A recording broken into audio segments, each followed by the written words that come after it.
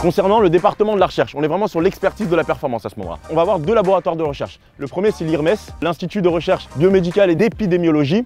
Et le deuxième, c'est un laboratoire de recherche assez classique dans lequel on travaillera principalement sur la data. On essaiera de relever un maximum d'informations.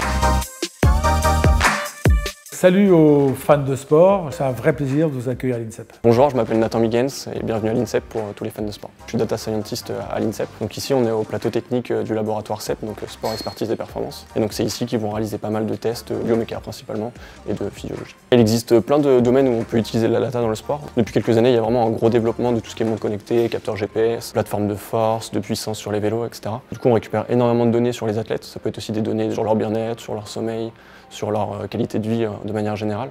Et l'idée de la data, c'est de combiner un peu toutes ces données-là pour faire des analyses et créer un peu de la valeur et des informations qui peuvent être pertinentes pour les coachs. Ça fait partie des évolutions du sport de haut niveau, là aussi, la data incontournable. Ce qui se met en place, c'est énorme. Il y a une base de données avec des tas d'informations qui sont vraiment importantes parce que ça peut permettre, même parfois, quand on programme une séance sportive, d'éviter des blessures.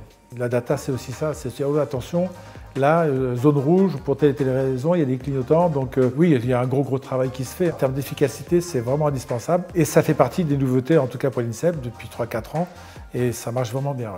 On va essayer de se spécialiser sport par sport. Et nous, dans le cadre de notre projet, donc, on est vraiment focalisé sur de l'analyse de concurrence. Donc, on va analyser à la fois les nations étrangères et les Français pour essayer de voir un peu quels sont donc, nos athlètes qui sont plutôt bien placés sur la scène internationale. Et donc pour ça, on va faire des rapprochements entre les sports, sur donc, tous les sports de confrontation, donc, par exemple au judo, en escrime, en lutte, même dans les sports co. On va essayer de créer des classements comme ça de tous les athlètes de la planète dans tous les sports olympiques. On a 4 missions principales par rapport à la donnée. Ça va être dans un premier temps d'essayer de la collecter, donc, parce qu'elle est un peu dispersée à droite à gauche. On va essayer de centraliser toutes ces données-là, essayer ensuite de bien les mettre en forme, de les stocker sous forme de base de données pour que ce soit facilement lisible et accessible pour tous. Ensuite, on a une troisième étape qui va être principalement de l'analyse. Donc on va essayer de combiner un peu toutes les données qui viennent à droite à gauche pour essayer de créer des modèles ou des choses qui peuvent être pertinentes à la fois pour les coachs, pour les dirigeants des fédés ou pour l'Agence nationale du sport. Et enfin, une dernière partie qui va être de la restitution, donc à partir des analyses qu'on a pu faire, essayer de transcrire nos résultats de la manière la plus intelligible possible pour que le plus de personnes puissent comprendre ce qu'on fait.